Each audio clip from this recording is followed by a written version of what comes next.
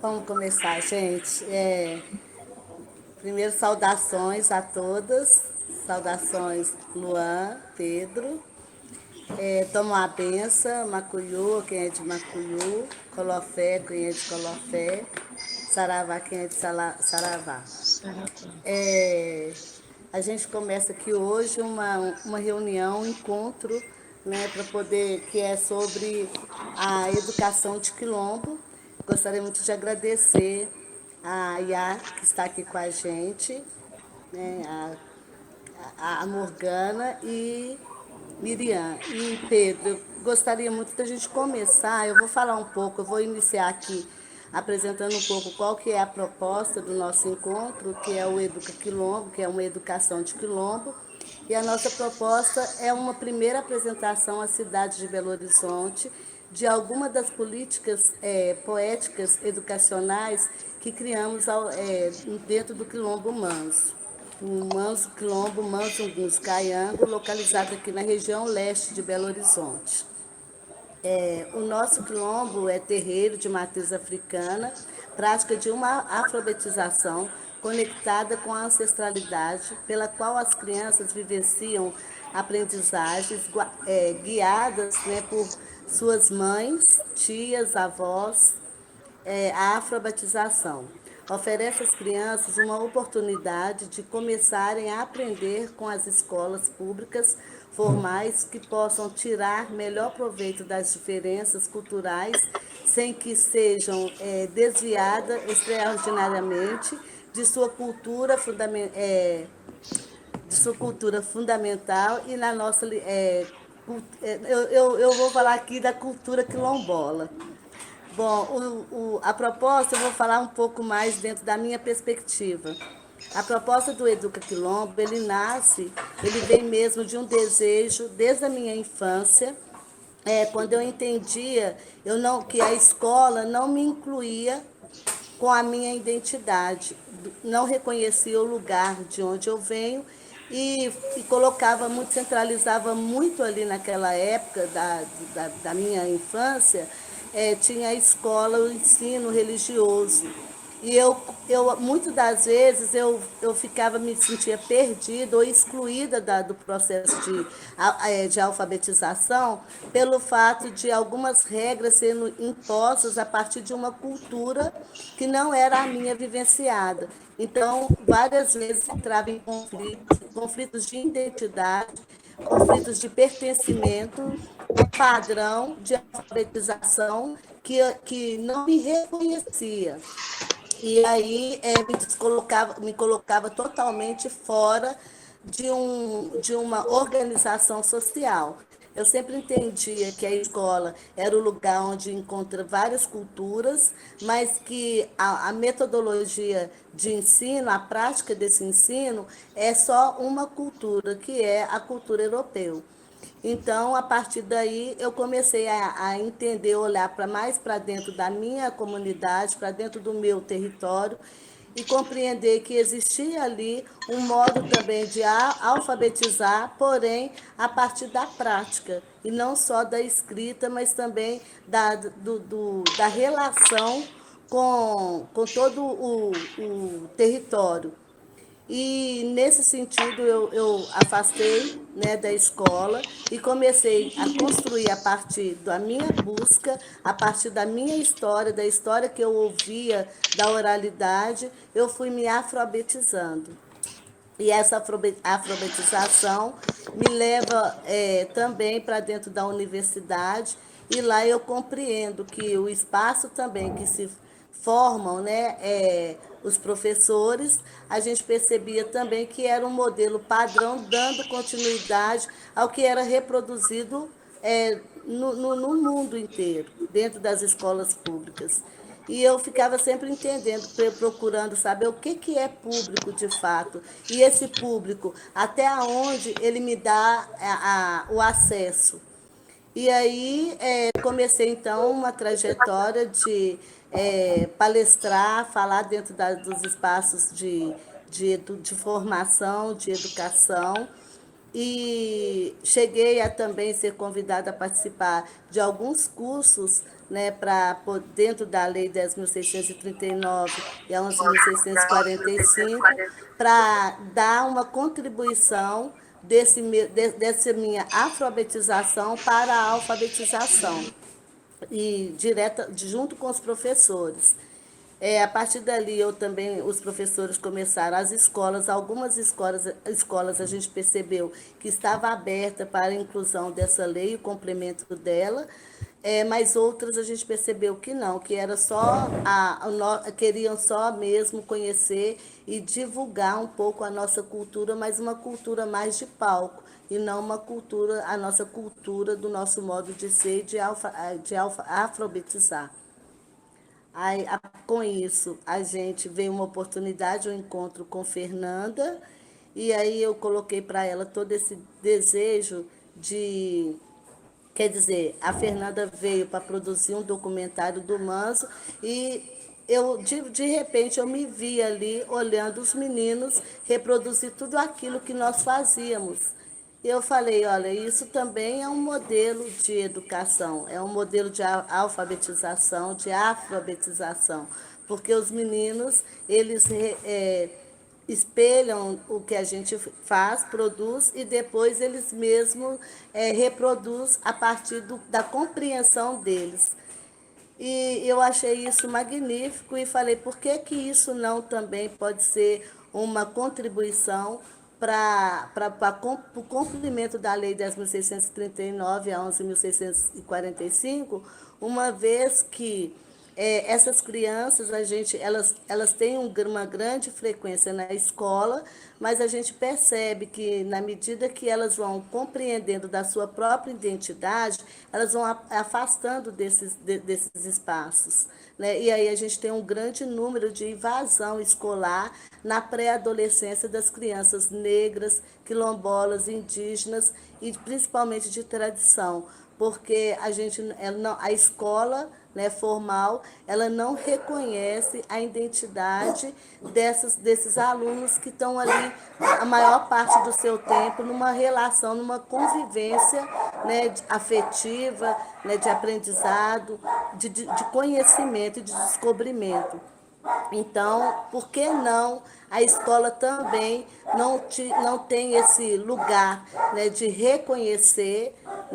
de colaborar, contribuir e relacionar com a identidade de cada aluno lá dentro? E assim nasce, então, o Educa Quilombo, que é um processo que a gente chama, né, de uma proposta para a educação formal, entendendo que todos nós temos identidade, todos nós temos uma cultura e todos nós temos uma tradição, e que isso também deve ser uma proposta para uma educação. E aí, com isso também, entendendo da importância da valorização da nossa oralidade, eu sempre tive muita dificuldade na escola com a, com a, com a comunicação, porque era português e eu ficava sempre conflitando comigo mesmo, por que eu tinha que aprender a língua do português, ou o português enquanto uma língua padrão, né, oficial, sendo que eu já trazia dos meus antepassados, dos meus ancestrais, a nossa oralidade, e que ela era ainda mantida. Né, os dialetos, a língua africana, ainda dentro das religiões de matriz africanas, são muito presentes. E por que que nós, sendo os primeiros povos a chegar nesse país, temos que estar, enquanto uma língua oficial, a língua do colonizador, e essa língua ainda é que nos avalia dentro de um processo de aletramento e um processo de alfabetização. É um pouco isso, né? A gente contribui muito com as pesquisas, com as formações acadêmicas, mas a gente acaba caindo, ora em números, em nomes, termos totalmente desconhecidos, não muito falado entre nós, e ao mesmo tempo também a gente acaba caindo de novo, dando continuidade à cultura do apagamento da memória, da história de um povo que está aqui, né, contribuindo muito com os conhecimentos acadêmicos. E aí eu gostaria muito de pedir a vocês que a Iá, primeiro, que se apresente, se ela ainda continuar tá aqui. Iá, seja bem-vinda, obrigada por ter recebido o nosso convite.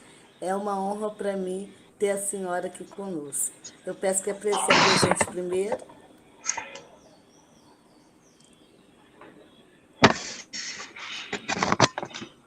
Axé, Axé. Agoia Modibá, eu peço a benção em Alaxé e Axodã, e a Kekeri e Amorô, ao Babalaô, ao Balgã, a todas as divindades que orientam e sustentam o território de Mãe Preta, para que meu axé de escuta e de fala seja de muita gratidão e de muito compartilhamento. Neste tempo, nessa era, eu sou Macoilê, guardiã do território de Mãe Preta, e a Bacê da Nação Muzungue, guardiã da coragem, axé. Axé. Gratidão pelo convite, né? O nosso quilombo, podemos dizer que é um quilombo na qual a educação é um processo em todos os espaços, a gente brinca e aprende e ensina em todos os nossos espaços do nosso quilombo. O quilombo, o Morada da Paz, que fica situado entre o Distrito de Triunfo e Monte Negro, no Rio Grande do Sul. Ele é um quilombo que sempre se disse, né, zelador da infância, zelador das brincadeiras etnolúdicas, e até nós temos o nosso ponto de cultura, ele se chama Omorodê, que se chama infância, né, em Yorubá. Então nós sempre, desde o princípio, se preocupamos com a questão da educação, né, e educar desde nós, os mais velhos, para que nós pudéssemos sempre educar os mais novos. E nós entendemos que a educação, ela se dá através do exemplo, da atitude. E na nossa Concola, que agora nós estamos legalizando a nossa Concola, como diz a nossa Iabá ancestral, que a gente não tem que tirar a cola, né, não tem que tirar o afeto, né, olho no olho, coração com coração. Nós aprendemos através de vivências, porque é através do movimento do corpo, do movimento da dança, do movimento do plantio, da brincadeira, que as crianças vão aprendendo. E em todo o território. Sim, a nossa Concola, ela tem um espaço físico dentro do nosso território, mas o quilombo, Morada da Paz, território de Mãe Preta, é um local de aprendizado.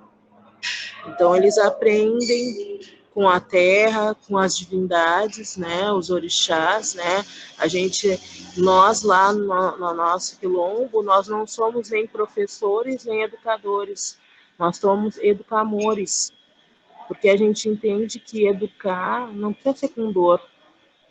Então, nós, os mais velhos, viemos de uma educação na qual nós não tínhamos referência, né, de pessoas negras, nem a nossa história, né, a história africana, a história do nosso povo não nos foi contada.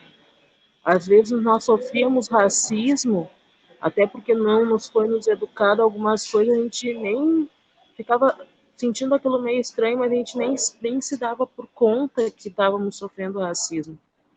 Mas com os nossos jovens, com as nossas crianças, isso já é diferente. Porque depois que nós, né, viemos para o nosso quilombo, que nós temos 20 anos no nosso território, nós começamos a trabalhar toda uma questão de empoderamento, da verdadeira história dos nossos ancestrais, na qual nós fomos trazidos, né, em navios tumbeiros, e aqui nós estamos resistindo. E aí nós agora estamos contando para os nossos jovens, para os nossos pitocos, os nossos omadês ou domodês a verdadeira história. Mas nós, na escola, nós não aprendemos isso. E aí, aos poucos, nós fomos, né, os nossos mais velhos foram para escolas estaduais. Agora, os nossos menores, nós temos a Concola, né, Concola, Quilombola e Pelaê, que em Iorubá significa terra viva. Para a gente poder contar a verdadeira história, para eles terem os educadores quilombola educando, vivenciando com eles, né, a força do orixá. Então, lá na Concola, os dias da semana, hoje que é quarta-feira, eles chegam na Concola e eles fazem uma reverência para o Omulu e Ançã. E aí, para abrir a Concola, eles entoam os orins dessas divindades. Hoje, como é quarta-feira, é dia da terra, as disciplinas que são vivenciadas lá são movimentos de agroecologia, não, são movimentos no Araquetembo, são movimentos voltados para a terra. Então, eles têm toda uma educação, né, voltada para que a gente possa novamente ter um processo de integralidade e que eles possam se enxergar enquanto negros e negras, diferentemente de nós, os mais velhos, e dos nossos jovens, que alguns ainda estudam em escolas fora do território, que sofreram racismo, né, que se deparam com aulas de religião que eles não entendem por quê, e muitas vezes eles são obrigados a, como nós trabalhamos dentro do território, todo um processo de empoderamento, eles também se colocam e não aceitam mais ser chamados de macumbeiros, batuqueiros, mas eles conseguem ainda falar qual é a origem dessas palavras, né? Porque o nosso quilombo, ele é afro-indígena. Nós temos, afro-budígenas. Nós temos uma vertente que é afro-brasileira, indígena da raiz Guarani, Lubiá-Guarani, e budista, né, na figura do 14º Dalai Lama. Então, todas as atividades do mês, da semana, são voltadas para essas divindades, tanto afro, quanto indígenas, quanto budista. No mês de maio, nós reverenciamos as Iamis, né, que são as mães mais velhas, nossa mãe ancestral é uma preta velha. Né? Nós reverenciamos também o Buda, né, porque dia 14 ou 12, se eu não me engano, de maio, tem tem o puja do Buda.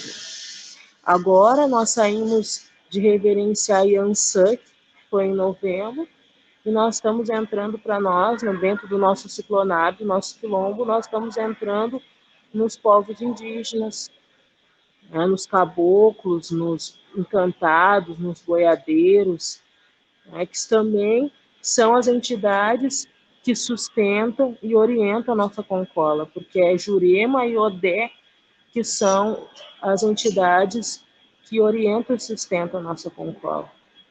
E desde o princípio, o Quilombo, desde que ele chegou no nosso território, aqui em Triunfo, divisa com Montenegro, nós fomos trabalhando com escolas, com os educadores, com os professores, e nós também temos uma pedagogia que nós, aqui no nosso Quilombo, fomos reconhecendo que é a pedagogia do encantamento, que a gente começou a dialogar com as escolas do entorno, porque assim a gente, enquanto ponto de cultura, enquanto quilombolas, enquanto um território negro, nós sempre que vemos, né, sempre nos inserimos dentro das escolas onde nossas crianças estavam e também na comunidade do entorno, né, trabalhar, porque a gente tem diversas atividades que a gente realiza durante o ano com as escolas. E a gente foi vendo, assim, dialogando com os educadores, professores, né? E a gente está numa área rural, que estava faltando essa energia, assim, eles chegavam em nós, perguntavam como é que a gente trabalhava matemática na terra. E aí nós, não, na horta, se tu for trabalhar a questão de plantio, trabalha biologia, trabalha matemática, tem que medir a horta, o espaçamento das plantas. E aí, mas a gente também estava vendo o quanto que os professores, os educadores do entorno estava faltando aquele brilho no olho. E aí nós, dialogando, está faltando um encantamento, porque para que nesse momento planetário, né, na qual nós, enquanto educadores, professores, educadores, nós estamos vivendo um momento que, se a gente for pensar muito, a gente não sai de casa. E aí precisa ter um acolhimento, um aconchego, a gente precisa ter aquele brilho no olho para chegar, né, no nosso local de vivência, na sala de aula, no nosso espaço, poder ter aquele brilho no olho para passar para as nossas crianças, e estava faltando isso, né? E nós começamos a trabalhar com a pedagogia do encantamento, que para nós precisa partir de nós enquanto referência, que estamos ali, né? Porque a gente mexe com muitas vidas, né, das nossas crianças, jovens, né? Nós podemos marcar de qualquer forma, tanto para o bem, né? A nossa mãe ancestral diz que a gente sempre educa, sempre estamos educando, seja para o bem ou seja para o não bem, né? E aí nós começamos a observar que estava faltando, porque o encantamento é aquele brilho no olho, na qual tu transforma, tu movimenta, tu pega uma matéria e transforma em outra. Tu pega a dificuldade, transforma em facilidade e faz com que a criança, né, através, eu não tenho dificuldade na matemática. Nós tivemos um processo muito interessante, que nós estamos com uma das jovens aqui do nosso quilombo com dificuldade em ângulo. E nós temos um educamor que ele trabalha na Casa de Ofício Atacorê Ogum, que é desde alimentação até questão de construção de móveis. E aí ele disse assim, vem cá então, vamos fazer aqui uma prateleira. E a partir da prateleira ele mostrou para ela ângulo de 90 graus, ângulo de 40 graus, e ela deu o clique. Então, é esse encantamento que a gente sentiu, né, que estava faltando nos educadores, professores do entorno, e também nós, a cada a vivência, a cada momento, a cada IPAD que a gente faz com o nosso educamor, as formações que a gente faz com os educamores, a gente busca muito isso, através da brincadeira, através do rolar no chão, tomar banho de açude, né? Vivenciar.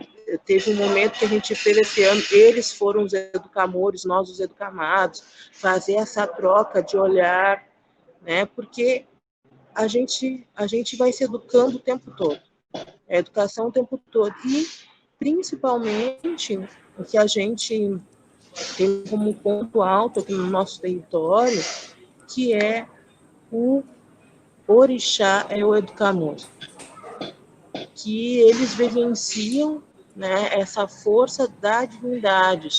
Aí é o dia de Omulu, então a gente faz o Orim de Omulu, a gente reverencia a terra, a gente estuda as plantas, né? Yansan é o vento que nos ensina, é o vento que nos ajuda a ter energia.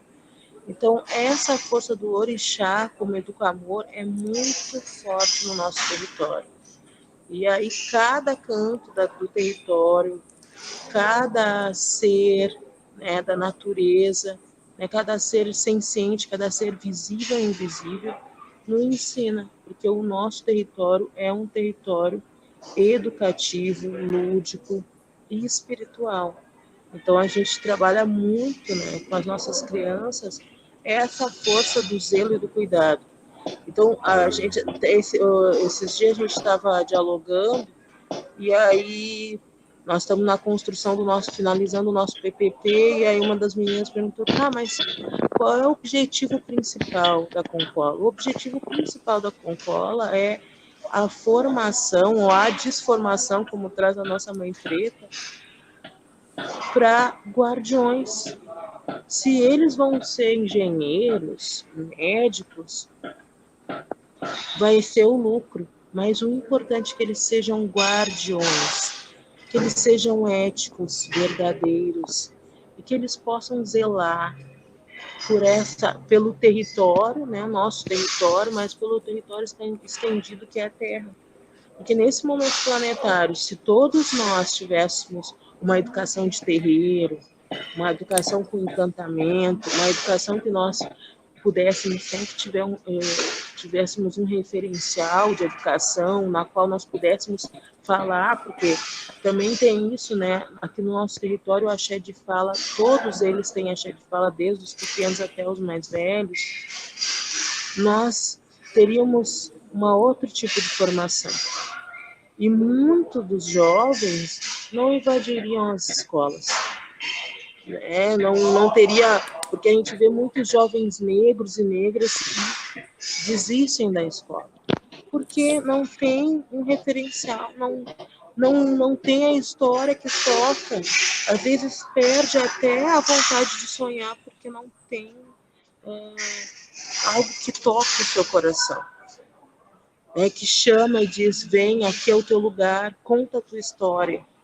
E aqui na nossa Concola, no nosso território, Mãe Preta, a nossa é a Alaxé e a Xodã, diz que precisamos contar a nossa história, precisamos fortalecer o nosso povo negro, precisamos, né, falar, dançar, porque a escola não é ficar só sentado. Nós do povo negro, imagina passar quanto tempo sentado. Nós somos corpo, nós somos som, nós somos dança, né? Nós somos contação de história, é um povo oral. Então, se tu tem dificuldade para ler, não vai contar a história, aí grava até o momento que tu tem um clique. Claro, se eu sei contar a história, eu vou querer aprender a escrever a minha história. E isso vai puxando. Se eu sei cantar, eu vou ter que aprender a escrever e a ler para poder escrever as minhas músicas, né? O meu toque, a minha dança. Então, tudo é um estímulo, é uma força. E que muitas vezes o que acontece? Aí tem rótulos, aí eles são taxados, eles vão sendo colocados, aí não sabe. Aí tem também os jovens, tem o mercado de trabalho e não chama. E aí evadem a escola.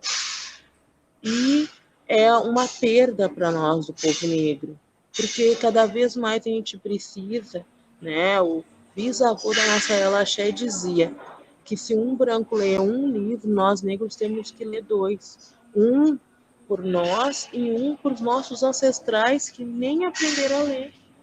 Então nós temos que levar essa força. Até tem uma canção que a nossa Elaxé canta muito, que é assim: vou aprender a ler para ensinar meus camaradas. Vou aprender a ler para ensinar meus camaradas. Porque é importante que a gente possa, né, aprender para não sair do território, que é uma das forças que a nossa Alaxé e a nossa Iabá ancestral, ela sempre fala, vão para as universidades, vão para a escola, aprendam, mas retornem ao território, fortaleçam a energia do território. Então, é essa força assim, que o território de Mãe Preta, né, a Concola, a Quilombola e Pelaê, o ponto de cultura Morodê, traz em sua essência, fortalecer o povo negro, fortalecer a sua cultura, fortalecer a sua espiritualidade, o seu axé, para também abrir a porta pelo lado de dentro e chamar os seus camaradas, chamar o povo negro, tá sempre junto, o povo do axé. É essa força que eu deixo, axé. Meu Deus, axé. E a bênção, muita bênção mesmo por Axé. essa contribuição que a senhora trouxe agora. E impressionante como que os nossos pensamentos realmente confluem muito. Uma das questões que muito me pegava também, incomodava muito, era essa necessidade, quando a escola nos levavam para os espaços, né, externos, para poder aprender também, e levávamos a gente para estar descobrindo a nossa história contada a partir deles. E era um incômodo que eu tinha muito grande quando tinha aquelas excursões nas escolas e que levavam a gente aos museus e diziam que aqueles objetos ali eram objetos que os escravos usavam, como se aquilo fosse mesmo uma prática nossa, né? E não uma criação do homem branco para poder, na verdade, nos aprisionar e nos obrigar a servi-los. E eu ficava sempre, e aí um dia no encontro aqui com os africanos, um grupo de africanos que estiveram aqui, eles falaram que nunca esteve, e era da academia, estudando na academia, e eles diziam para a gente que eles nunca estiveram num lugar tão parecido com a África como esse pedacinho aqui do Manso que eles vieram. E aí a gente entendeu, a partir daquele momento eu entendi, olha, nós somos a nossa história viva. Então, se querem descobrir a nossa história, ao invés de ir para o museu, né, da colonização, que vem aqui no Museu da Liberdade, da Identidade, da verdadeira ancestralidade. Eu vou seguir aqui a hierarquia, né, das tradições e vou pedir Morgana que se apresente para nós, Morgana. Eu queria ficar, mãe, queria ficar aqui conversando a tarde inteira, mas a gente vai se encontrar breve, breve. Boa tarde, a bênção. Eu sou Morgana, coordenadora pedagógica, trabalho com educação infantil há 17 anos. Hoje sou mãe do terreiro Tenda Luz da Divina Umbanda e falar de educação para mim é algo que me remete à minha própria essência, né? Eu tive o meu primeiro encontro com o meu povo dentro da educação em 2016, quando houve uma exigência dentro da PBH que as escolas se adequassem às leis, né, 10.645, 10.639 e 11.645, para que a gente começasse a implantar dentro da escola esses projetos que trouxessem culturas de matriz. E eu trabalhava numa escola cristã, uma escola cristã protestante, né, que funcionava dentro de uma igreja evangélica. A minha diretora educacional era uma pastora e eu fui confrontada nesse momento a criar um projeto que trouxesse para as crianças, né, de 0 a 6 anos, um pouco da minha história, a história do meu povo. Então, a partir desse processo de formação das relações étnico-raciais, eu me confrontei com a minha educação. Qual que foi a educação que eu estava aplicando ali para minha vida, para minha própria história? Eu comecei a perceber e a sentir que eu era um ser fora do meu processo educacional e outro dentro. E isso me feria em muitos sentidos da minha própria existência. A partir desse convite, eu comecei a buscar formas de intermediar esse conhecimento, essa nossa história, essa nossa essência, de maneira que não agredisse e que não fosse vetado, né, dentro da minha instituição.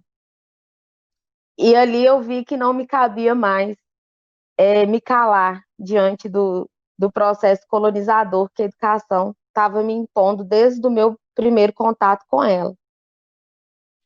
Esse convite, para mim, ele foi um momento de divisão de dois mundos. Quem é a Morgana educadora, quem é a Morgana pessoa e quem é a Morgana dentro de um contexto fé e religiosidade. E eu vi que não dava para separar, né? Quando Iabacê falou sobre a pedagogia do encantamento, foi isso que aconteceu comigo, na minha construção enquanto pedagoga. Eu me encantei por quem eu era, Eu me encantei pela história do meu povo. E eu não me permiti mais negligenciar essa história. E desde então comecei a criar dentro das instituições por onde eu passei, até o dia de hoje, momentos griots, né? Em toda a escola que eu passei nesses últimos 4 anos, eu implantei um baobá construído a partir da realidade daquela escola. E comecei ali, aos pés daquele baobá, fazer esse momento de contação de histórias, para que os meninos pudessem observar que a cultura ela é necessária e que a interdisciplinariedade, os conteúdos que são necessários a serem trabalhados dentro da educação infantil, eles são muito nossos, eles fazem parte da nossa realidade, da nossa ancestralidade. E isso precisa ser reconhecido. A gente é convidado, quando a gente faz a nossa formação acadêmica, nós somos convidados, somos formados a entender diversas metodologias e didáticas de pensadores e educadores que não fazem referência à nossa cultura, ao nosso povo.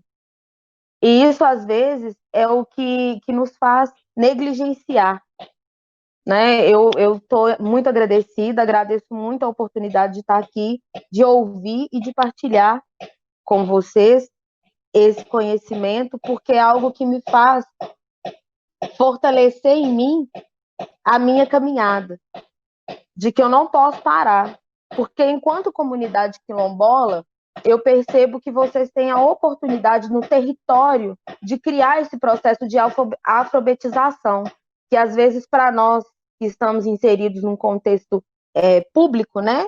Num contexto onde temos que estar dentro das regras que já são pré-estabelecidas ali por um sistema, para nós é uma luta constante de educar o olhar do educador, né, para que ele passe a se tornar um educamor e se despir de preconceitos.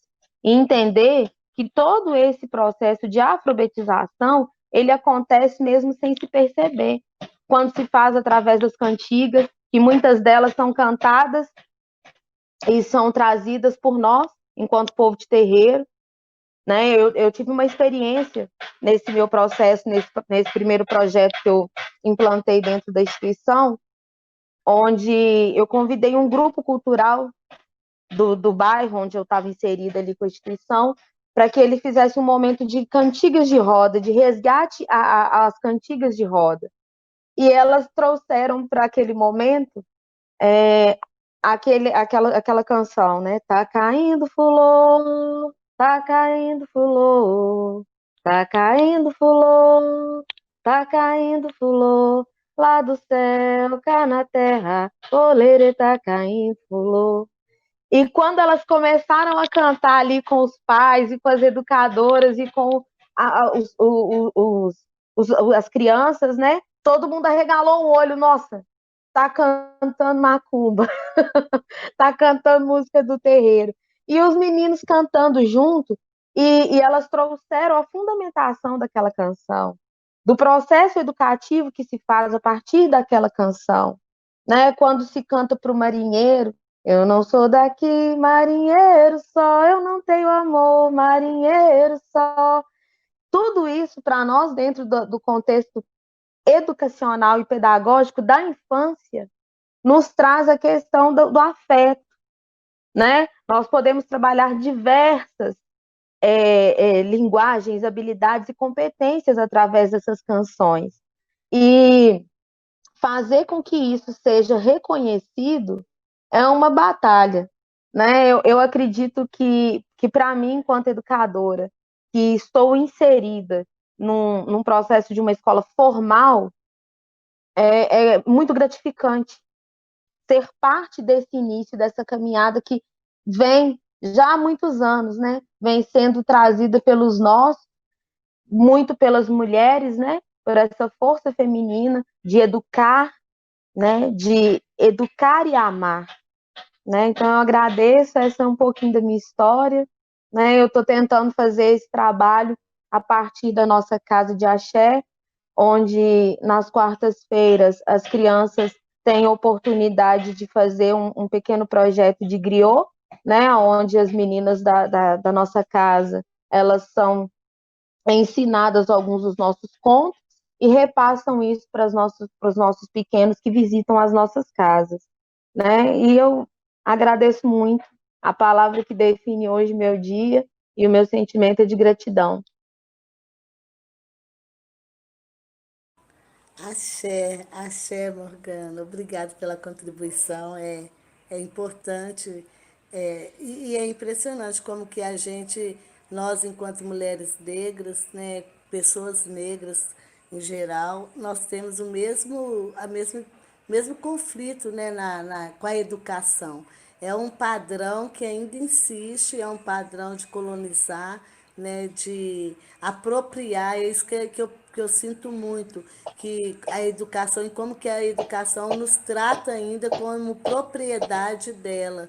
Né? E como que a gente ainda acredita num outro processo de educação e a gente ainda acredita que a condição para a gente poder viver num mundo melhor é um processo mesmo é um processo de educação, mas a partir de um outro olhar e que isso que a Iá fala, né, do educar amar e fazer com amor, educar com amor.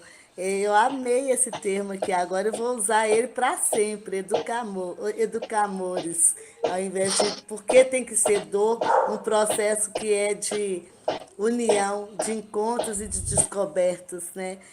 Miriam, por favor, fale um pouco, agora se apresente, né? E fala um pouco dessa sua relação também, uma professora, e como que foi seu encontro com a educação e como que você traz isso na sua vida hoje.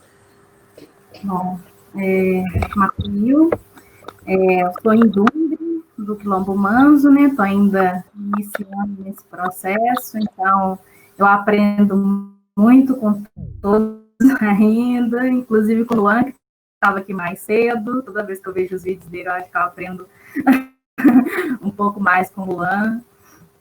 Bom, eu vou fazer essa trajetória desde o início, né? Meu contato com a educação, desde lá da educação básica, né? Então, eu venho da periferia, né? Sou oriunda da periferia e meu contato sempre foi na escola pública, né? Então, a escola, ela, ao mesmo tempo que ela é um lugar de encontro e socialização entre esses grupos, né? Que vêm desses lugares de territórios subalternizados, e que traz consigo, né, cada corpo desses estudantes, eles traz consigo saberes, eles já trazem letramentos que vêm de casa, e a escola, ela foi um lugar que a gente fala na universidade de epistemicídio, né, de apagamento desses saberes, e de desvalorização desses saberes que a gente carrega, que a gente traz com ele das periferias, né. Então, a escola não enxergando que a gente já trazia no nosso corpo, na nossa oralidade, na nossa própria cultura, ela passa a ser um processo de negligenciar a nossa existência, de negligenciar o nosso saber, de negligenciar o nosso corpo, e um processo de sofrimento. E é um processo de sofrimento que eu sigo com ele para dentro da universidade, quando eu vou fazer o curso de pedagogia. Então, durante um processo no curso de pedagogia, né, eu tenho um agravamento desse processo de adoecimento, né, hoje tenho depressão, enfim, que já é um processo longo,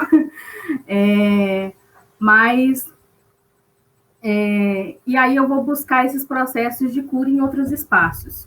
E a universidade acaba se tornando um pouco uma ponte para mim buscar esses processos de cura que vai nessa imersão nos movimentos sociais.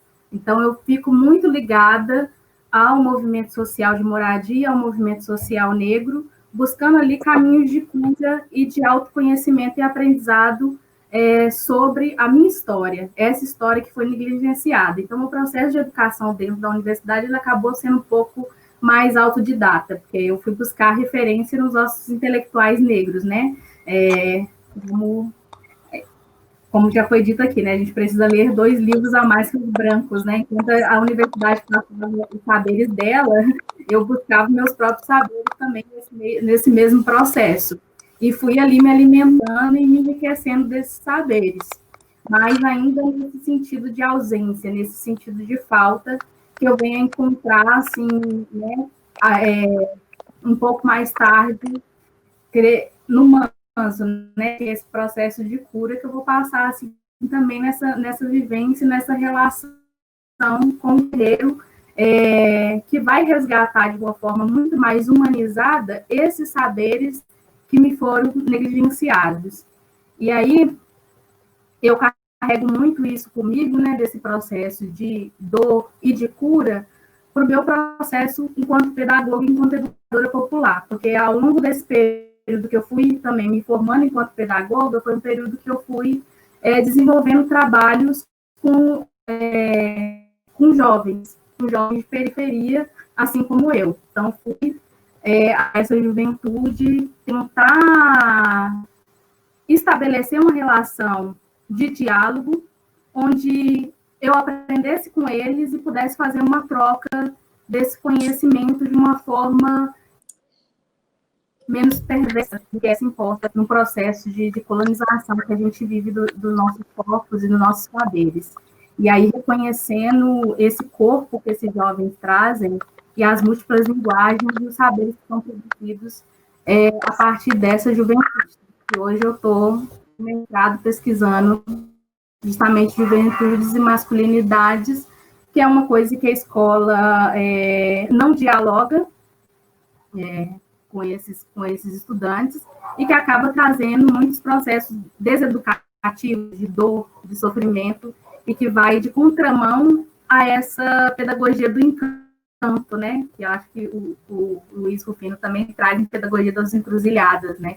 Então, assim, eu tenho buscado, assim, também, estou bebendo dessa fonte da Pedagogia das Encruzilhadas esses últimos dias, para pensar em uma nova pedagogia das masculinidades, inclusive, que é pensar nesses processos de criatividade e potência que o próprio corpo traz em diálogo com os valores, com os nossos valores civilizatórios, né? Com a oralidade, com a musicalidade, com a teatralidade, com as artes, né? A circularidade que vem do terreiro, que às vezes, né, a escola ela tem esse padrão rígido do corpo, de colocar todo mundo enfileirado, dessa colonização, como eu já disse, começa pelo corpo, né? Não é permitido que nossos saberes eles adentrem esses espaços, que é sempre numa forma circular, que vem sempre também numa forma da oralidade, embora a escrita seja uma coisa, algo importante para nós, né? Reescrever a nossa história a partir de nós mesmos. E a Makota trouxe uma coisa importante: a linguagem, ela na escola, ela vem sendo um dos principais fatores de exclusão. Então, quando eu entro na escola, eu aprendo que o meu modo de falar, que é o modo da população negra e periférica, ele é errado. E aí eu começo a me podar, e aí eu começo a me embranquecer e a corrigir essa linguagem. Sendo que não há nada de errado na minha linguagem, né? Essa linguagem, ela traz toda a história de um povo, toda a existência de um povo. E aí a gente... E aí, novamente, eu tenho que tomar um baque, assim, né? Porque aí a vida também, os aprendizados, eles vêm do caos também, né? Então, nesse caos, eu vou me reconstruindo e reconstituindo, e para mim poder pensar em formas metodológicas de ensinar para esses sujeitos que veio do mesmo lugar que eu, das periferias, das ocupações, nesse processo de afeto, né, de cura e de encantamento. Porque não tem como você fazer uma educação, eu não vejo como hoje, e aí eu sofro muito isso nas escolas, né, porque às vezes eu sou a única pessoa no espaço que vai estar lá batendo de frente, e a escola, tanto para os estudantes, quanto para nós, profissionais de educação que vêm desse lugar, ela é um lugar de violências, né, simbólicas, subjetivas, enfim. E aí é um processo de disputa muito grande com esses currículos que negam esse corpo múltiplo e plural, esses saberes plurais, que vai o tempo todo tentar encaixar esses sujeitos que não olham para eles. Então, chega um menino hoje do Quilombo, e ele fica ali o tempo todo invisibilizado, despercebido, seus saberes não é compartilhado com o restante da turma. Então, o meu processo pedagógico, o processo tem sido de enxergar primeiro esses corpos que me são apresentados e escutar essas histórias, trajetórias, antes de iniciar um processo educativo. Eu acho que esse é um princípio fundamental para a gente ter uma educação que trabalhe com a reciprocidade e com respeito. Bom, acho que eu vou parar minha fala por aqui. Agradeço muitíssimo o convite, né, que vocês fizeram. Estou muito honrada com mulheres tão poderosas, cheias de energia e potência. Bom, por aqui, até. Ai, é muito bom a gente ouvir os nossos, as nossas, né? Quando você fala sobre a questão da masculinidade, é uma coisa que me chama muita atenção, porque esse processo, na verdade, ele começa com as nossas crianças, dentro das escolas. Porque dentro das nossas casas elas são só crianças, a gente não quer trabalhar e nem quer identificá-las. A gente quer criar elas enquanto crianças, para que elas, quando se entenderem de quem elas são, elas dizerem para a gente quem é. E aí, quando chega na escola, a gente já começa a ver mesmo. Fila de menino, fila para menino, menina. Banheiro para menino, banheiro para menina. Canequinho rosa para menina, canequinho azul para menino. E assim a gente começa a ver isso se reproduzindo, né? Inclusive até nos materiais mesmo de escola. Quando chegam os livros com a capa rosa, quer dizer que é livros para meninas, livros com a capa azul. E aí isso faz com que as nossas crianças se confundem um pouco da sua própria identidade. E é também um processo que eu entendo de dar, né, de dar assim, incentivo para daí a pouco essas crianças, quando elas entenderem da própria identidade, elas evasar da escola. Essa é uma das minhas maiores preocupações, porque enquanto eu era criança, eu presenciava muito isso, e nós que somos crianças negras, a gente não se vê o outro enquanto a orientação sexual ou gênero de cada um. A gente se vê no outro como um companheiro, um parceiro, um amigo, é sempre família, é muito família, todo mundo dentro da comunidade é irmão.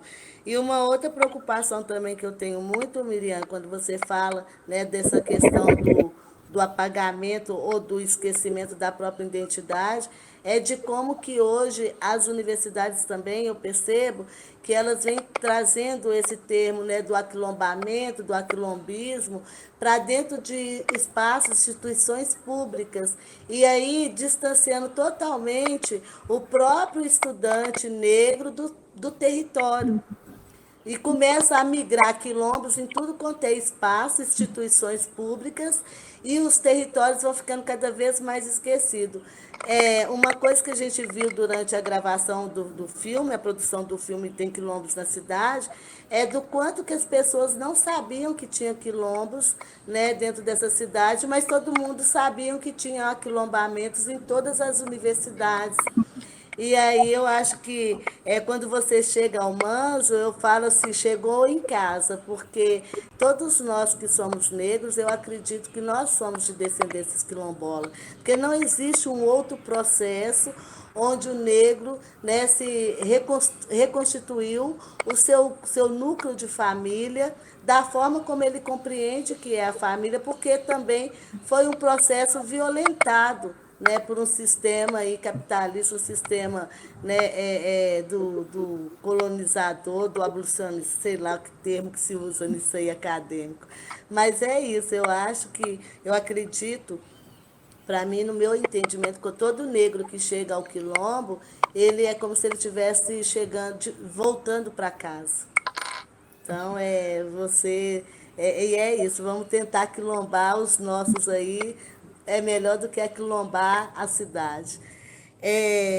Pedro Henrique, Pedro Balbino, Pedro HBS, Pedro Quilombola. Diz um pouco aí quem é você, qual é a sua relação com a educação e fala também um pouco dessa sua relação, né, na prática do Educa Quilombo. Oi, pessoal, boa tarde. Meu nome é Pedro. Quem não me conhece, está todo mundo me ouvindo?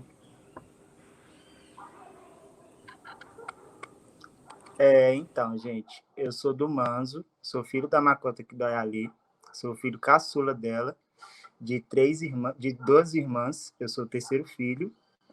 E a minha experiência com a escola, ela foi muito curiosa, porque eu cresci no Manzo, né? Então aqui sempre foi para mim assim, um lugar onde eu aprendia, onde eu desenvolvia, onde eu fazia amigos, foi onde eu fiz meus primeiros amigos.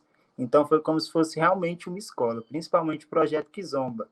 Porque com o começo do projeto Kizomba, lá nos anos 2000, quando eu era uma criança ainda, tinha por volta dos 8 anos, eu tinha muita dificuldade em fazer amigos na escola.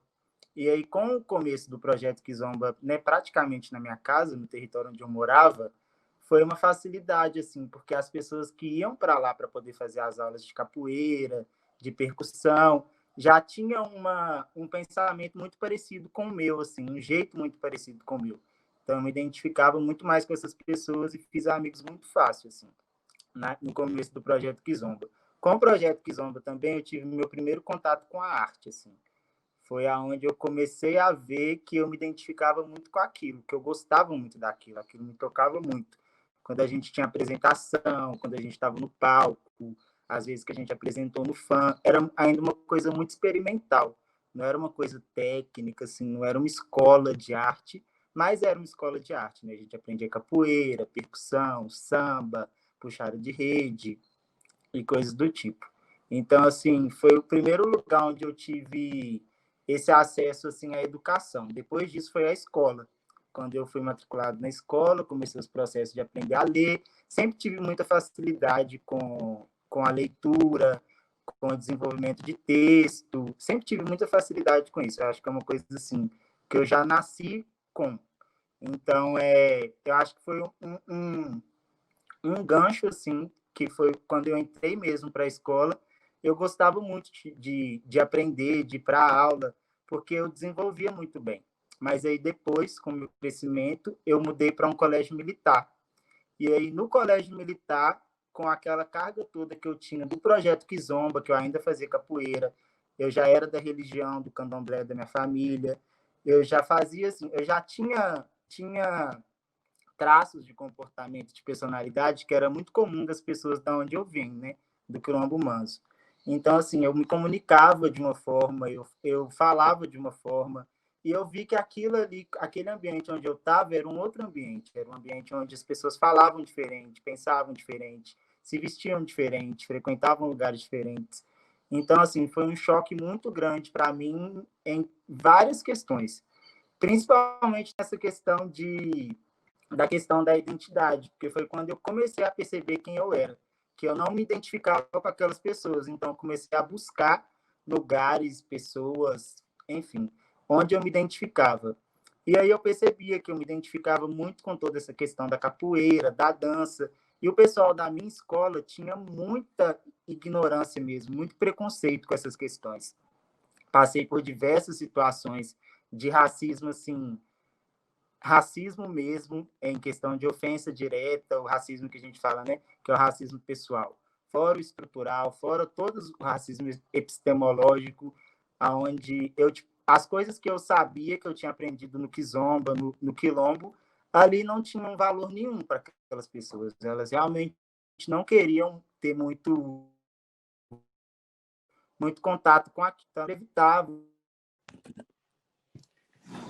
Pronto, gente, eu estava falando da minha experiência com Tiradentes, né?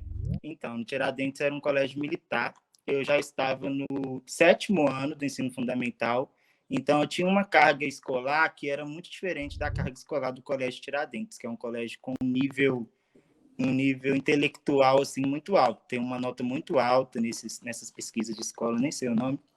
Enfim, o Tiradentes é uma escola de referência em questão de ensino, em questão de conteúdo, é uma escola, tem vagas muito disputadas, então, assim, era uma escola muito boa, né? Eu não sei como que está hoje.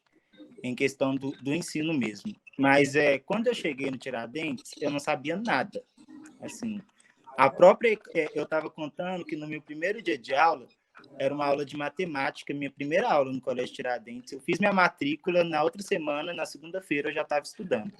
E aí, quando eu saí da escola que eu estava e fui para o Tiradentes, para mim foi um choque, porque no meu primeiro dia de aula, assim, era uma aula de matemática, eu já tinha dificuldade com matemática na escola onde eu estudava, e aí o professor pediu para eu resolver uma equação no quadro. Naquele momento, eu já tinha uma personalidade, assim, de questionar muito as coisas que as pessoas propunham para mim. Então, ali mesmo eu questionei, eu falei, por que eu, que acabei de chegar, que vim de um lugar onde ninguém aqui me conhece, eu estou conhecendo as pessoas, estou me apresentando, preciso me expor ao ponto de resolver uma coisa que eu não sei no quadro, só para o professor ter o gosto de ensinar alguém uma coisa que as pessoas não sabem. Enfim, eu me senti ali num lugar desnecessário, e aí eu disse que eu não faria. E o professor me expulsou da sala de aula. Isso foi no meu primeiro dia de aula. E eu fiquei para fora da sala e tive que voltar para casa no final da aula, sem assistir às aulas. Ele, tipo assim, me baniu da sala de aula. Foi a minha primeira experiência com o Tiradentes. Depois disso, eu estudei mais 2 anos lá. Foi 2 anos assim, onde eu fiz poucos amigos. Eu já sempre tive uma dificuldade muito grande de me aproximar mais intimamente das pessoas. Então, foi um lugar onde eu, hoje, no geral, assim, eu devo ter uns 5 amigos dos 2, 3 anos que eu estudei lá. E todos são mulheres. Eu não tenho nenhum amigo homem do Tiradentes.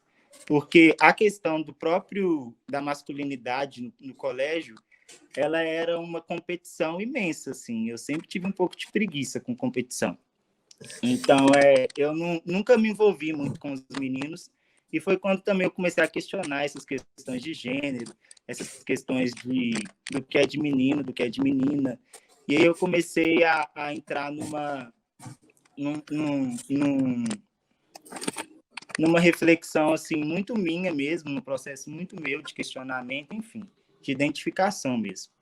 E ali eu saí do Tiradentes. Quando eu saí do Tiradentes, eu tive um contato com uma escola de arte, que foi quando eu realmente me identifiquei com a arte, onde eu comecei meu processo de formação, onde eu me formei como artista, que foi o Valores de Minas.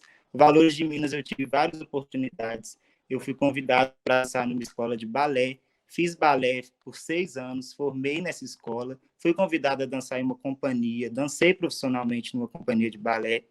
Então, assim, depois de Tiradentes, o processo que eu tive de não me identificar com aquele lugar, eu tive um processo muito grande de me identificar como artista, assim. Então, foi dos meus 12 até os 17 anos, um processo de formação mesmo como pessoa. E o tempo todo eu buscava referências do lugar onde eu vinha. Então, nas aulas de dança, eu sempre falava que eu tinha feito capoeira, que eu já tinha alguns movimentos, algumas coisas que poderiam ser úteis. Então, assim, eu tive facilidade em aprender as técnicas de dança, de balé contemporâneo, de jazz, por causa dessa experiência que eu tinha já da capoeira, das atividades físicas do Manso, né? Então, assim, o Manso, ele me deu uma base, e depois o Valores de Minas me apresentou, assim, o que era a arte, e foi onde eu fui me encontrando. Hoje eu trabalho no Educa Quilombo como diretor de arte. Já tive outras experiências profissionais também com o Manso, já participei de filmes, já fiz entrevistas, já desenvolvi alguns projetos, né? O Tem Quilombo na Cidade, teve o Belê Manso, onde eu fiz a ilustração do livro. Então, o Manso também foi um processo, assim, quando eu comecei a não me identificar com o mercado de trabalho, que eu trabalho desde os 15 anos, eu fui menor aprendiz, tudo aconteceu ao mesmo tempo. Eu estava no Tiradentes, estava trabalhando enquanto menor aprendiz e estava fazendo Valores de Minas, minha formação como bailarino, que foi quando eu me formei. E então, assim, tudo aconteceu ao mesmo tempo. E eu via que estar trabalhando ali daquela forma formal, de ter que usar uniforme, de não poder ser quem eu era uma coisa que me prendia muito. Então, eu via que eu precisava criar uma estratégia de não ser um trabalhador formal, de carteira assinada. Tive a oportunidade de continuar trabalhando na PUC, mas no processo de trabalhar lá, eu vi que não era aquilo que eu queria. Foi quando eu também cancelei assim, qualquer ideia de fazer faculdade, de entrar para academia, que foi quando eu vi que aquilo ali realmente não era o lugar onde eu queria estar. Depois de bastante tempo, eu comecei depois do balé, que eu saí do balé, eu comecei a me formar como produtor de figurino e de moda. Aí eu fiz figurino enquanto eu estava fazendo balé para fazer figurinos do grupo que eu dançava, e depois eu vi que eu gostava muito disso, aí eu fiz produção de moda. Só que também, eu mesmo me identificando com o mercado da moda, eu via que ali também não era um lugar onde eu me sentia confortável, porque a moda ela é um ambiente extremamente racista, né? Onde a própria intelectualidade negra, o que eu sabia enquanto quilombola, enquanto bailarina, enquanto artista, ali não era válido também. Então, eu via que aquilo ali não era para mim. Eu tive uma experiência durante a minha formação como produtor de moda, aonde a professora disse para mim que moda não era arte. Por mais que eu tinha uma carga enquanto artista, ali eu deveria começar do zero. E, enfim, foram várias experiências que me fizeram ver que a moda em si não era uma coisa que eu queria fazer enquanto carreira. Mas, enfim, eu ainda tenho planos de estudar mais moda, eu quero aprender mais técnicas, quero desenvolver melhor e poder até mudar um pouco desse cenário que, infelizmente, é muito racista. Enquanto o Educa Quilombo, que é um dos projetos que eu estou participando atualmente, que está ainda em execução, é uma experiência muito, muito, muito bonita, assim, de poder ver que tudo que eu vivi na minha vida hoje pode ter uma alternativa, sabe? Hoje a gente pode criar uma educação diferente, hoje a gente pode criar realmente uma escola onde as pessoas possam ser quem elas são, onde elas possam expressar o que elas gostam, onde elas possam ter o conhecimento que elas já trazem enquanto pessoas, independente da idade, enquanto algo válido, enquanto algo que acrescenta naquela formação, não só dela, mas das outras pessoas envolvidas, aonde quebra também essa questão do professor ser um fornecedor do conhecimento e o aluno ser um receptor do conhecimento, onde as pessoas todas são fornecedoras e receptoras. Eu acho que o Educa Quilombo é assim um exemplo para a escola e para toda escola. Eu acho que não existe uma escola formal onde as pessoas realmente são respeitadas, porque a própria prática do bullying, os preconceitos, né, eles são muito aflorados dentro da escola. É um ambiente onde as pessoas estão se formando, onde as pessoas estão se conhecendo, e, enfim, nem tudo em questão de se conhecer e de se formar é positivo, é bonito, é legal. Muita coisa é violência, muita coisa é competição, muita coisa é dificuldade, é a diferença, né? Quando a gente começa a ver que a gente tem o nosso, mas as outras pessoas que estão ali naquela sala de aula, cada uma é diferente de você em várias coisas e pode ser parecida em várias outras. Mas na escola, infelizmente, a diferença, a escola formal ainda é uma coisa que é vista como negativa. Eu acho que o Educa Quilombo ele traz exatamente esse inverso, assim, de ver a diferença como algo positivo, como algo que acrescenta na formação das pessoas. Eu acho que é um processo ainda, a gente está conhecendo isso, como que a gente vai fazer isso acontecer, como que as crianças se dispõem a fazer isso acontecer, como que os jovens, como que a comunidade, né, faz isso acontecer. E não é um processo só do Manzo, eu acho que o Manzo foi, assim, Eu tive sorte, né, de ser uma pessoa negra, nascida em um quilombo, e nesse quilombo eu ter acesso à arte, à cultura, à religião, à forma de socializar do meu povo. Então, eu tive, assim, um pé já dentro daquilo ali para eu poder ter essa sensibilidade, ter essa cabeça, né, para poder pensar, para poder criar estratégia, para poder não deixar de ser quem eu era e para poder tentar uma vida mais fácil, ou sei lá, mais tranquila, assim.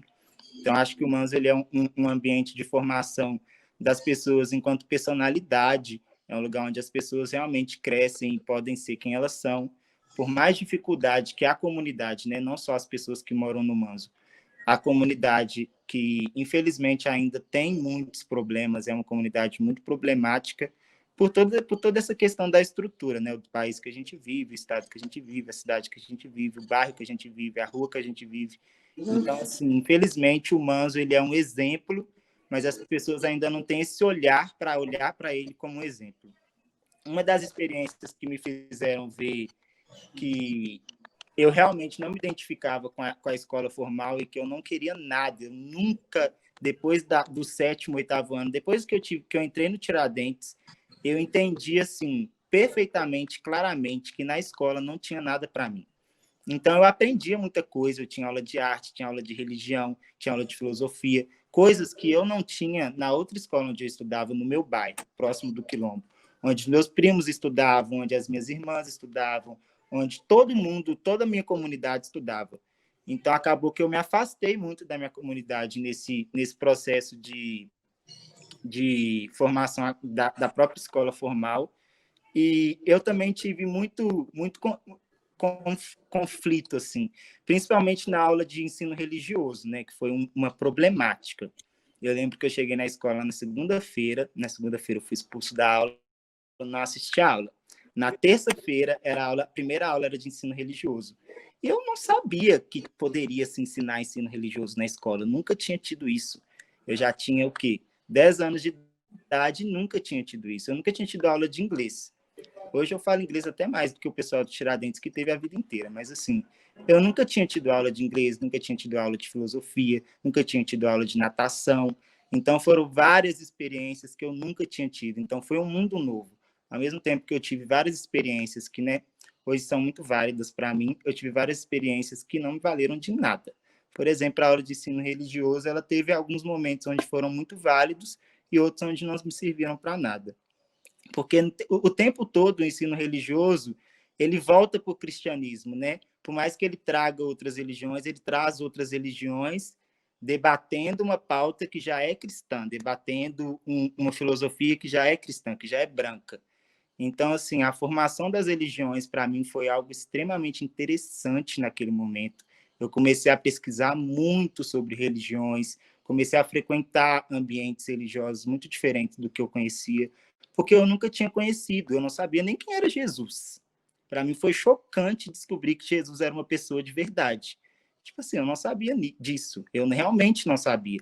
E os meus colegas de classe ficavam chocados, como que uma pessoa não sabe quem é Jesus? E eu ficava assim, gente, mas o que ele fez? Aí todo mundo, ele morreu por você. Eu ficava, gente, mas eu nem sabia disso. Que chocante. Então, assim, foi um lugar onde eu tive várias experiências. Foi o primeiro lugar onde eu ouvi falar sobre budismo, sobre hinduísmo, sobre várias religiões. Eu comecei a pesquisar muito.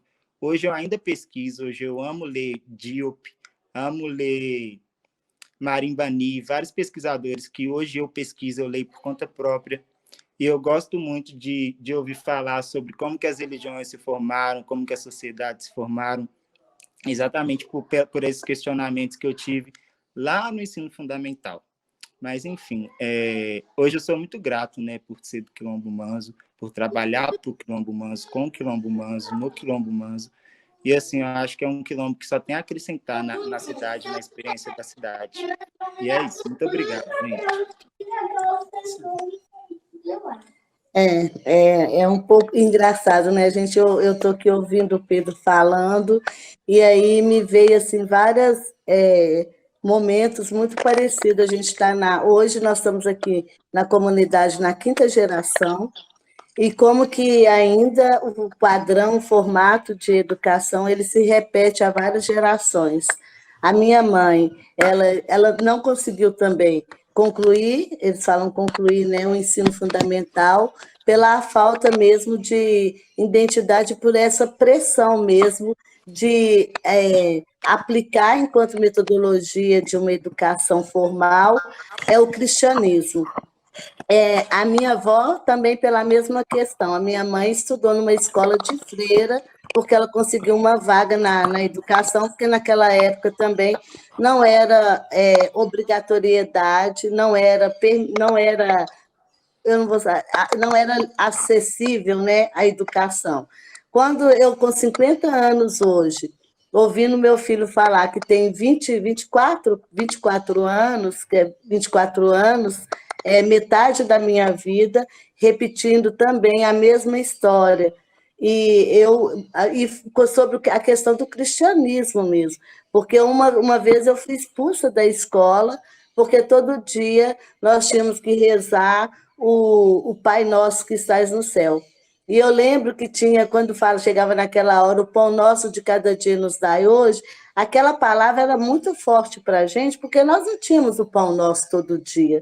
E como que a gente estava agradecendo o pão nosso de cada dia, sendo que o nosso pão nosso era um pão dormido, mofado, que a gente tinha que tirar uma parte para poder comer. Isso não podia ser coisa que Deus estava dando, essa indiferença, essa desigualdade.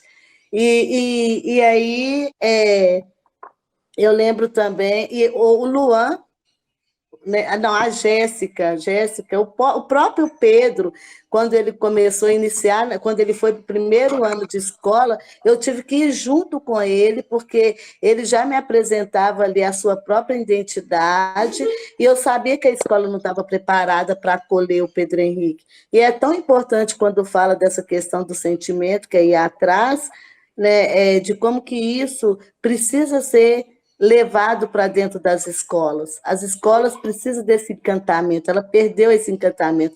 Ela perdeu esse encantamento com as professoras perderam com a direção, e aí acaba os alunos tendo esse reflexo, né, do que é que a escola hoje está longe de ser um espaço de encantamento. Até porque, e isso devido a uma sociedade que se tem ali, e que a escola hoje é vista muito dentro da cidade, dentro das áreas urbanas, como espaços, como depósitos, né, de crianças, e as professoras não tá longe de ser reconhecidas como essas educamoras, né, que a senhora traz, porque também tem uma grande dificuldade, principalmente as professoras negras, que elas querem ali, elas sentem pertencente de uma outra história, de um outro lugar, mas elas ainda são obrigadas a reproduzir aquilo que torturou elas durante todo o seu processo de formação. E aí, aí hoje eu vejo o Luan, eu ficava. O Luan também foi uma criança que me preocupou também no seu primeiro contato com a escola, porque ele sai de dentro do Manso, que era um lugar onde nós somos educados por um preto velho, ele tem essa consciência, né? Ele tem a consciência de que, antes dele ir ao médico, ele vai até o pai Benedito e fala com o pai Benedito: eu estou com dor de barriga. Aí o pai Benedito fala: olha, pega uma mastruz com leite, ferve, dá esse menino para beber, assim, porque ele está com verme. E a gente não precisa levar para poder ser receitado uma droga, né, para inserir no organismo da nossa criança, das nossas crianças. Que a gente tem a própria terra, porque a gente aprendeu isso. A gente aprendeu que todo mal que a gente vivencia dentro de um território, se a gente olhar em volta dele, a cura está ali, plantar. A própria terra, ela reproduz, né, essas ervas que eles chamam de capim, de mato. A própria terra está nos reproduzindo um remédio que, com certeza, vai nos curar. E hoje, eu estou na fase da menopausa, e aí uma amiga minha aí eu virei para minha amiga e falei com ela, que também é de terreiro, é de tradição. Falei com ela que eu estou com muita fase de calor, e ela virou para mim e falou assim: olha, você conhece aquela raizinha, tem um nome, um capim, que a gente fala até que é de Exu, e aí esse capim, ele dá uma batatinha, eu esqueci o nome dele agora, eu vou lembrar. Ela falou assim: olha, esse capim, que eles chamam de capim, é um santo remédio para esse calorão, né, da menopausa. E, por coincidência, quando eu estava construindo a minha casa, eu comecei eu mesma implicando, porque eu arrancava esse capim brotava, eu arrancava esse capim brotava. E aí, um dia, eu lembrei dessa frase de Pai Benedito: olha em volta, não arranca o capim, porque provavelmente é um remédio que você vai precisar no futuro. Aí a menina pega e me diz para mim que era esse o capim que eu ia tomar, que é o que eu precisava tomar para esse calorão. E eu falei: gente, tá vendo? Isso poderia ser também um processo de formação, um processo de aletramento, dentro da educação, né? A gente aprender a lidar também com esses movimentos, né, que a terra nos mantém o tempo todo, nos dá o tempo todo. O alimento também, um dia eu fui para a escola do Luan, e eu fui falar, porque o Luan, ele tem muita dificuldade de comer. porque ele gosta de comer com a mão, porque dentro do terreiro a gente come com a mão. Ele é uma criança que nasceu no terreiro, e aí lá na escola ele precisava, para ele poder se sentir, né, que a comida era dele, ele precisava tocar com a mão. E aí a escola entendia que não era uma coisa saudável comer com as mãos, que era uma questão de uma falta de higiene uma criança comer com a mão. E aí, depois, um dia, eu fui na escola para poder falar sobre isso, e as professoras começaram, então, a ligar, e teve uma professora que virou para mim e falou assim, olha, engraçado, a gente nunca parou para pensar isso. Né? E elas foram educadas comendo capitão. Todos nós fomos a fazer aquela trouxinha de comida das avós e socava na boca da gente quando elas estavam comendo. E aí ela pegou e falou, engraçado, porque tem uma criança que é de um outro, acho que é judeu, né? Eles comem com a mão. E aí, dentro das escolas, os judeus podem comer com a mão, mas as crianças negras, se elas comerem com a mão, é falta de higiene, é falta de anseios, né? E isso a gente entende, então, que não adianta se a gente não compreender e não assumir que existe um processo racista de educar toda uma sociedade e que a gente precisa, uma vez que permitiu que os negros pudessem acessar esses espaços de formação, que não pode ser só os corpos negros, tem que ser o corpo, a identidade, tudo aquilo que o negro carrega com ele, para que ele possa se sentir realmente um ser humano, né? E não só uma matéria que está lá dentro da escola para absorver uma outra coisa, uma outra cultura, uma outra educação, um outro conhecimento que vai lembrar ele o tempo todo do processo que foi a escravidão, do processo de uma violação de vários direitos imposto, né, como um processo de... E que essas violações não podem ser dadas como metodologia de uma educação. Para mim poder ensinar alguém qualquer coisa, eu tenho que aprender aquilo primeiro. E eu lembro muito que Pai Benedito falava isso comigo. Você não quer ser doutora, então se prepara porque você pode ser mestre. É a sua escolha. E eu peguei e falei, eu prefiro ser mestre, porque o mestre ele tem que aprender tudo aquilo que ele vai ensinar. Né? E ele tem que aprender, e é da forma como ele aprende que ele ensina. Não existe um outro processo de transformar ou ressignificar isso. Se eu aprendi a ler, né, eu preciso ensinar os meus camaradas. Né? E é isso, a educação ela precisa aprender a ler e ela precisa aprender a nos ler também, né? Porque nós somos diversos dentro de uma sala de aula, nós não somos só uma pessoa, ou só uma cultura, ou só uma tradição. Nós somos várias tradições dentro de uma sala de aula, e imagine dentro de um espaço de educação. E aí é um pouco isso, né, que eu acho que o Educa Quilombo nos permite. Ele nos permite pedir licença para entrar dentro desses espaços de educação e convidar também a educação para que venha, né, dentro dos nossos territórios, aprender para ensinar os nossos camaradas. É um pouco isso que eu acho que precisava trazer aqui, e que bom, né? Porque professoras, eu não vou falar mais, agora eu vou falar educamoras, essas professoras que buscam aí, né, o seu lugar para poder ensinar, porque elas sabem, elas já aprenderam a ler, elas vêm desse território, e esse processo, né, da colonização, esse processo da academia, vai desconstruindo e vai arrancando isso ao pouco, provocando doenças, dores e desamores, né, consigo mesmas.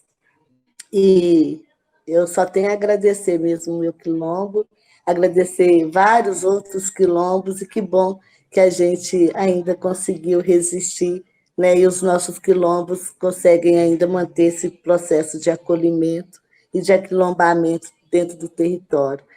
Eu gostaria que a senhora fizesse, né, uma saudação, finalizasse, desse também, né, as suas,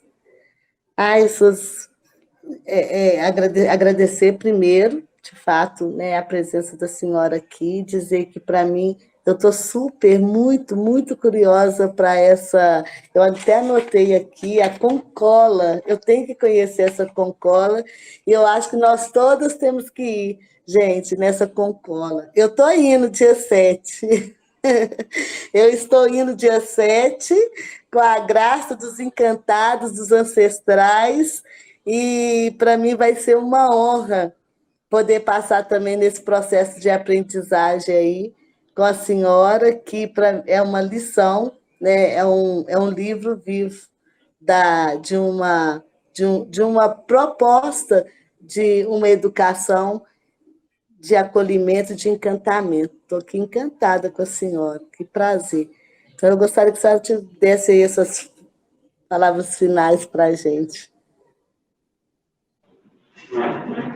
Então, é educar amor. O amor não se flexiona, o amor não tem gênero, o amor ele transpassa as dimensões, as criaturas. O amor é um sentimento, ele é tão profundo que não tem corpo, né?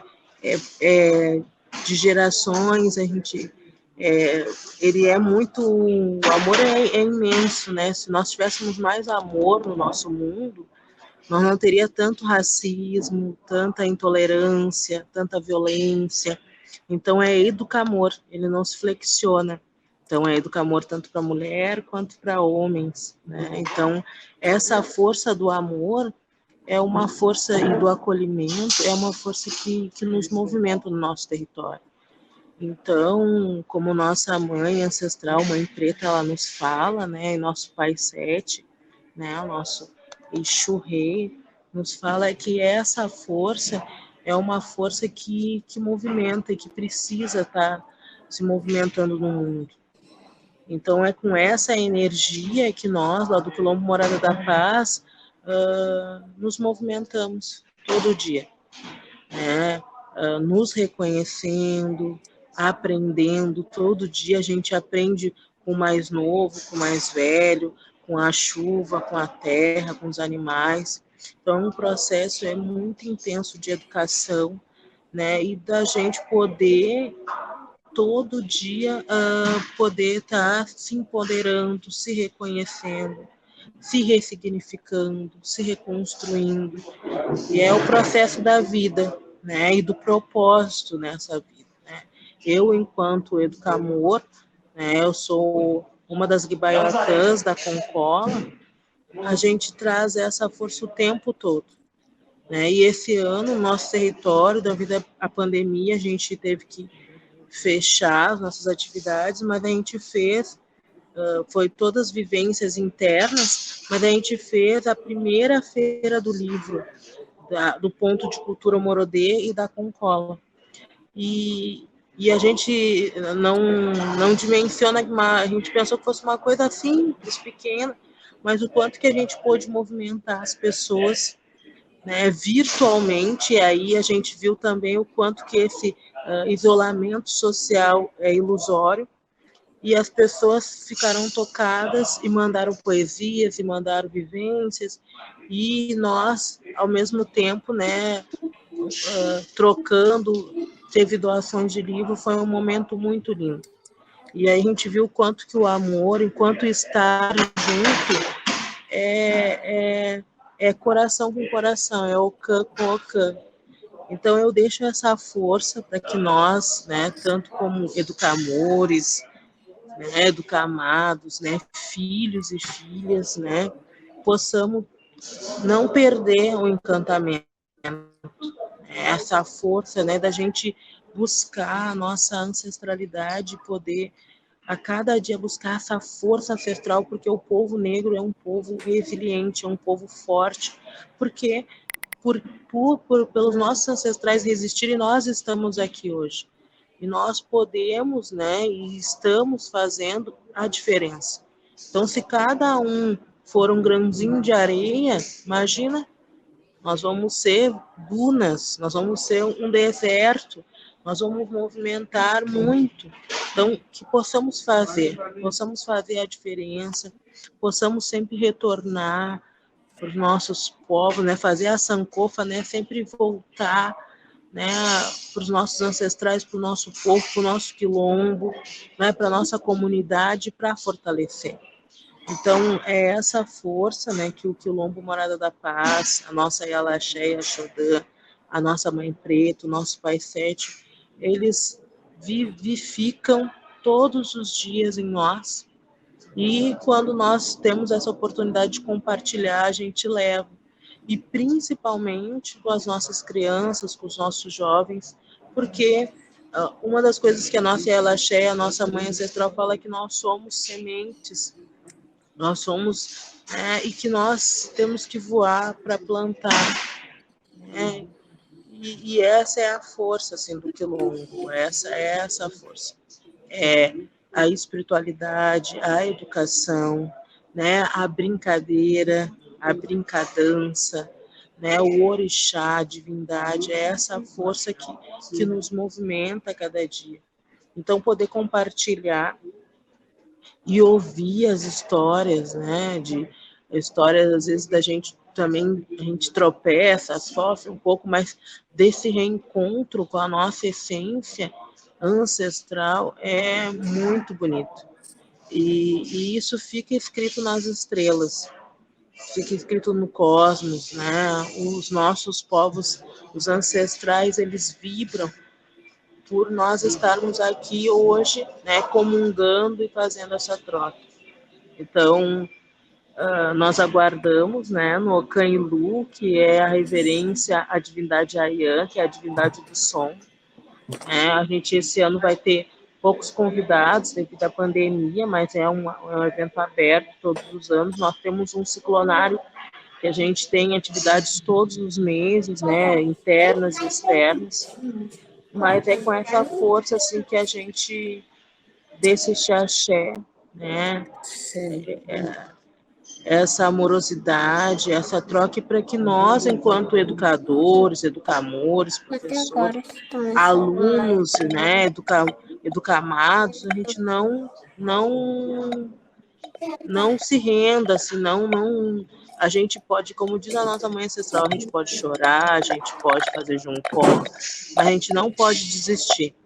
E a gente sempre faz a diferença onde a gente está, porque é pelo nosso povo, é por nossos ancestrais, é pela luta diária da gente poder resistir, principalmente no momento planetário na qual, né, as coisas estão muito obscuras, né, e a gente precisa, assim, pouquinho em pouquinho, né, tá educando, trocando com os nossos jovens, fortalecendo, né, os nossos ancestrais, né, os nossos mais velhos, e trazendo essa força da reverência ao povo do axé, à espiritualidade afro, né, indígena também, que precisa muito dessa força, né, nossa, nesse momento, para que a gente possa seguir juntos.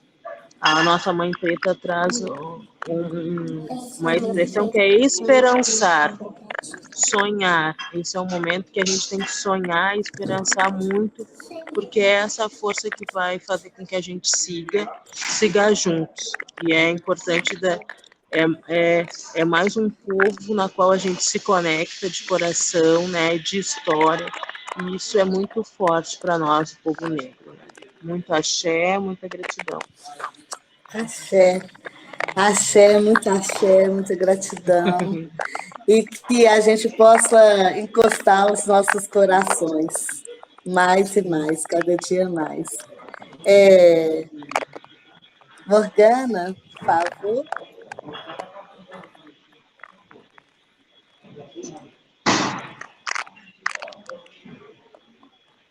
Eu queria dizer, né, que nós possamos continuar juntas e buscando dentro do nosso coração o nosso território quilombola, porque a gente se prende muito à questão que o território se trata de espaço físico, e o território começa dentro de cada um, dentro de cada um de nós. A partir do momento em que nós nos fazemos território, nós levamos a nossa cultura, nós levamos a nossa história e o nosso povo onde quer que a gente esteja, né? E que educar é isso. Educar é ensinar e passar para o outro aquilo que a gente tem de melhor dentro de nós, seja da nossa cultura, seja da nossa religiosidade, seja da nossa essência, do nosso ser, né? Então, que nós possamos ser história, viver história, e que nós possamos ser um pouquinho desse quilombo vivo nos lugares educacionais onde a gente vai estar inserido aí. Miriam, obrigada, Morgana, axé, sua bênção. Nossa, é a bênção. Miriam. Com licença.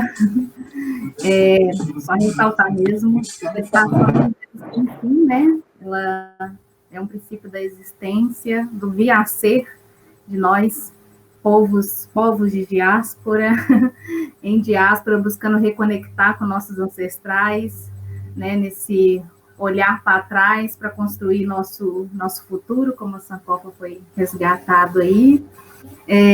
Makota tinha falado da questão das masculinidades e essa questão da distinção de gênero, e aí eu quis fazer um adendo, que é a questão, quando eu fui trabalhar essa questão, eu passei por um processo de reflexão muito profundo, porque os movimentos, eles têm trabalhado de forma a segregar, né, a segregar esses corpos dentro da sua sexualidade. Então, você faz uma roda de conversa sobre masculinidade só com homens e outras de feminilidade só com mulheres, e os saberes ali não se tornam transversais, eles não são compartilhados. E aí, dentro assim, da minha pesquisa, eu descobri que esses conflitos, eles eram fundamentais para a gente poder resgatar a nossa humanidade, principalmente dentro de uma turma da EJA, que é a educação de jovens e adultos que eu venho trabalhando, né? Então, os mais velhos, nessas rodas, ensinavam o tempo todo para os mais novos, assim como os mais novos puderam também dizer sobre si, sobre, né, sobre os seus próprios letramentos e aprendizagem que eles trazem consigo. Então, acho que isso é fundamental, assim, essa troca dentro de uma questão que não limite nosso corpo, mas que expanda, né, a nossa essência, nosso ser, trabalhando isso, né, toda a valorização da pessoa, não apenas como corpo, como você falou, né, mas na espiritualidade, na sabedoria que ela já traz, na espiritualidade e nesse corpo, como algo transmigracional, né? Como esse corpo oriundo de África, e que a gente precisa ter esse resgate, essa territorialização, como foi dito, né? Essa territorialização para a gente poder trabalhar com a nossa identidade dentro dos espaços escolares.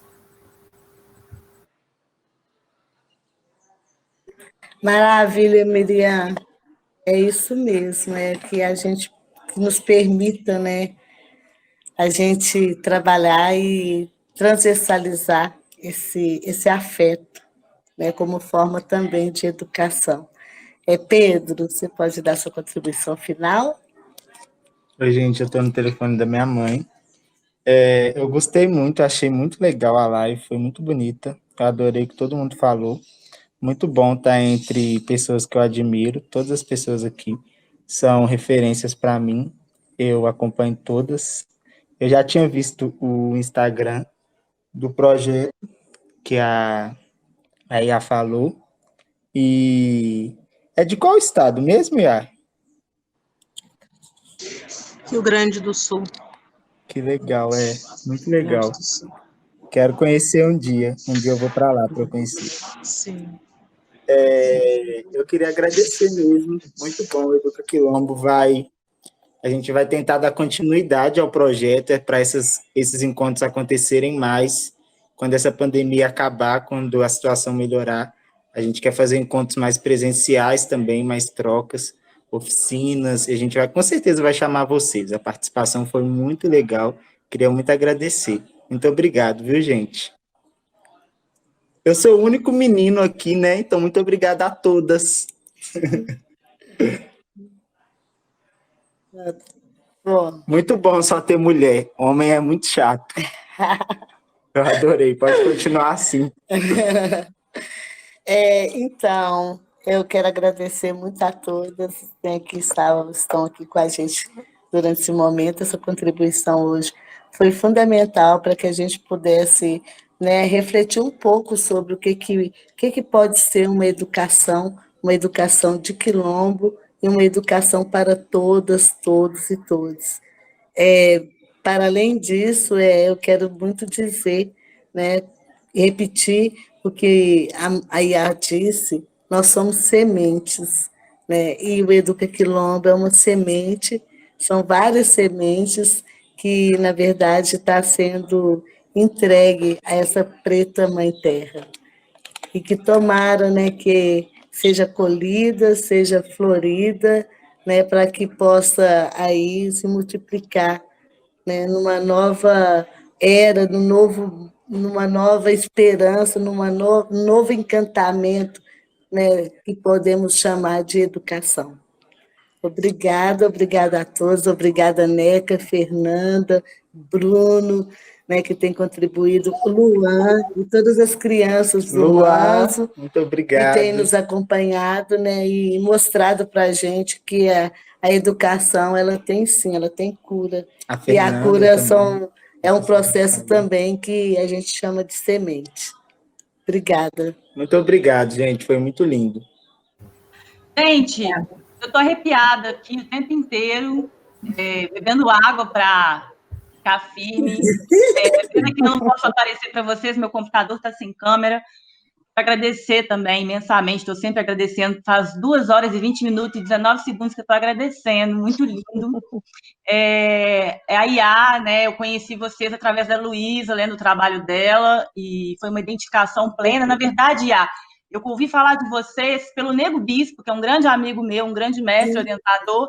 Quando conheceu vocês, há alguns anos atrás, o Nego Bispo ligou e me ligou e falou: Fernanda, eu conheci um quilombo que é a sua cara, que é a sua alma, você tem que ir lá conhecer um quilombo que é regido por uma preta velha. Eu falei: nossa, que coisa incrível, que loucura, e a gente acabou desconectando um pouco disso. De repente a Luísa reapareceu na minha vida e com essa tese e com essa morada da paz maravilhosa. E aí eu logo pensei na Kidoyalê também, e a gente se conectou e de repente estamos todas aqui.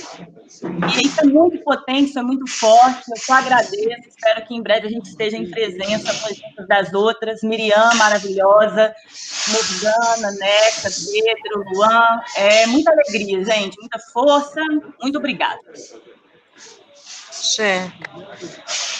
Também vocês quiserem conhecer um pouquinho mais a nossa comunidade, nós temos um livro que é Um Jeito de Ser e de Viver no Quilombo de Mãe Preta.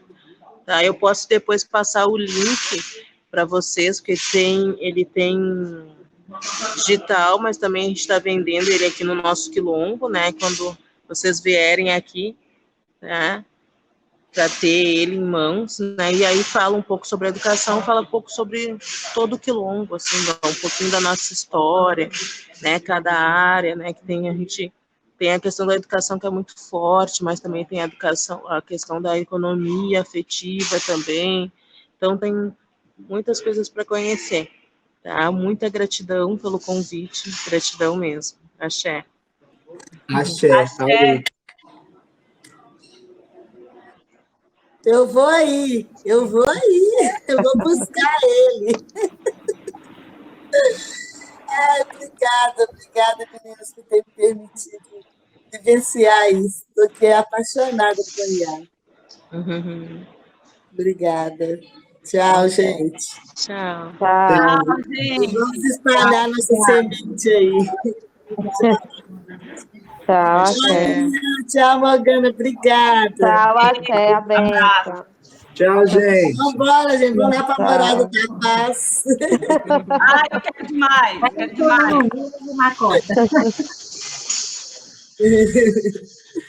Tchau. Tchau. Não sei não. Eu tô apaixonada!